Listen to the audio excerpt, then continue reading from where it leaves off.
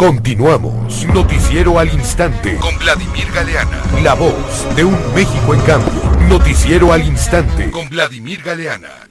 1:50 p.m. En el asunto de la reforma energética no estimamos necesario modificar la Constitución, ya que justamente es aquí donde está la propiedad y la rectoría del Estado mexicano en esas materias que son hoy, y esperemos que sigan siendo áreas estratégicas para la nación, consideró el diputado del Partido de la Revolución Democrática, Luis Ángel Espinosa Cházaro. Voy a platicar con el diputado Luis Ángel Espinosa Cházaro.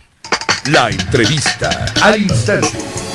Señor diputado Luis Ángel Espinosa, gracias por recibirme la llamada. Gracias a ti, Vladimir, un gusto de saludarte.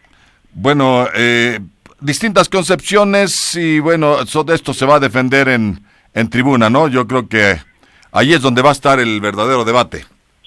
Bueno, sí, ya está en el Senado las tres propuestas de las tres principales fuerzas políticas y sí, efectivamente, el debate se dará en las cámaras, pero seguramente también habrá un debate en la sociedad y en los medios de comunicación para determinar qué reforma energética es la que este país necesita.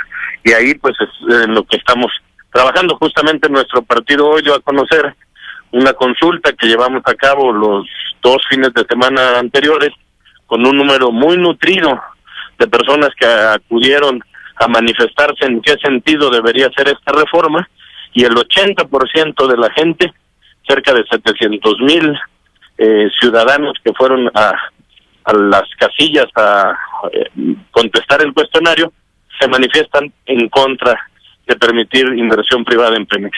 Y me parece que tiene que ver con que la gente entiende perfectamente que esta inversión pues es una forma de privatización.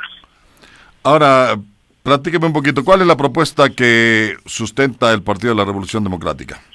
La propuesta que nosotros hemos puesto en la mesa, en conclusión, refiere que efectivamente hay que cambiar las cosas, hay que cambiar radicalmente las cosas, pero con recursos de los que hoy Pemex tiene y que manda la Secretaría de Hacienda. Entonces esto es muy importante, que la gente sepa que tenemos una propuesta que reconoce la necesidad de modificar el esquema que hoy tiene Pemex y que requiere también de recursos extraordinarios para poder invertir en áreas productivas y así pues construir una mayor riqueza para nuestro país, un mayor número de empleos. Entonces ese es el fondo del debate.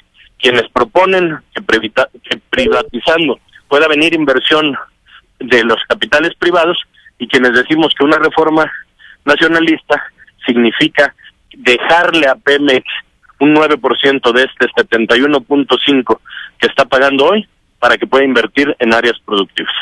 Ahora, dígame una cosa, se habla de que el 60% de los recursos fiscales que aporta Pemex a la Secretaría de Hacienda, pues son para gasto corriente.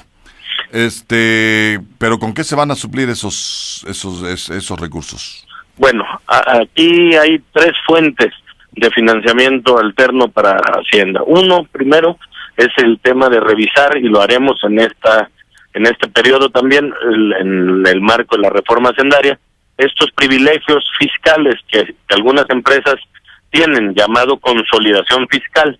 Ese hueco representa para la Hacienda Nacional entre 300 y 400 mil millones de pesos al año. Un segundo punto que hay que revisar es la ampliación de la base gravable. Solo 1 de cada 2 mexicanos está pagando hoy impuestos, y esto pues afecta de manera directa y obliga a Hacienda a sobreexplotar a Pemex. Y justamente en el gasto burocrático... Pero también hay que decir que la ilusión y la evasión en las altas esferas o de la alcurnia empresarial pues es brutal. Claro, ya di un número que da la Secretaría de Hacienda, no lo inventamos nosotros. Cárcel en su momento dijo que la consolidación valía para Hacienda 300 o 400 mil millones de pesos al año. Entonces resulta que Pemex está extrapagando impuestos para mantener privilegios fiscales de 400 empresas privadas en este país. Pues, ¿cómo que no hay dinero? Claro que lo hay. Y quiero tocar el tercer punto, que es el del gasto burocrático. Justamente ese 71.5% que manda Pemex a Hacienda va a dar directamente a gordo gasto burocrático. Entonces hay que revisar lo que se ha incrementado en los últimos 2 años al doble. No ha crecido el país al doble, ni la población al doble, y la burocracia federal ha incrementado al 100%. Entonces hay que reducirla, porque ahí entonces requeriremos menos recursos de estos que le estamos extrayendo de manera indiscriminada a Pemex. Entonces, de que tenemos de dónde subsanar esto que Pemex dejará de mandarle. Ahora, nuestra propuesta es muy responsable. Decimos 9% al final de 5 años, dejando de todas maneras 62.5% que pagaría Pemex Hacienda, cuando Petrobras en Brasil paga 30% y PDVSA en Venezuela paga 20%. Entonces, no estamos diciendo que Pemex deje de pagar, eso sería irresponsable. Estamos planteando que cambie el cómo, que deje de pagar impuestos diario, prepagar semanalmente, y el cuánto, en razón de estos números que yo he expuesto, porque con eso tendríamos recursos suficientes para ir a aguas profundas, para hacer una mayor extracción, para empezar a refinar gasolinas, y así sí podríamos tener energéticos más baratos, y no necesariamente, como lo ha planteado el Ejecutivo Federal en sus spots, como con una varita mágica. Es decir, no se necesita una varita mágica, se necesitan realidades. Se necesitan transformaciones profundas a Pemex, convertirla en una empresa productiva de carácter nacional. Se necesita erradicar la corrupción, para muestra un botón, el líder sindical, Ferraris, departamentos en Miami, funcionarios corruptos en Pemex que firmaron trabajos por $500 millones a Siemens que no se hicieron y ahora la paraestatal tiene que pagar. Entonces, ¿hacen falta cambios profundos? Sí, pero no es necesario malbaratar a la iniciativa privada, nuestra industria energética, para ver qué nos dejan de cambio. Mejor transformemos de fondo a Pemex, dejémosle recursos, y con eso se va a convertir en la palanca de desarrollo que necesita hacer. Claro, pues hay muchas cosas que seguir platicando, sigo insistiendo en que una vez que termine este conflicto magisterial, podamos hacer una mesa para discutir este tipo de reformas y ahora sí, pues debatir con los integrantes de los demás partidos, ¿le parece?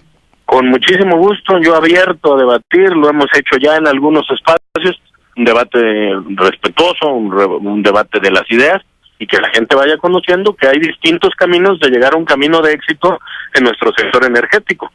Bueno, pues ahí vamos a ver, las distintas debates tiene que salir, cuando menos algunos acuerdos, ¿no?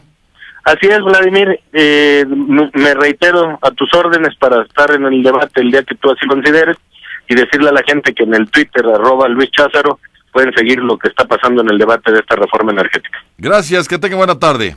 Gracias a ti, buenas tardes para ti y al auditorio. Gracias, el diputado Luis Espinosa Cházaro del Partido de la Revolución Democrática. Una cosa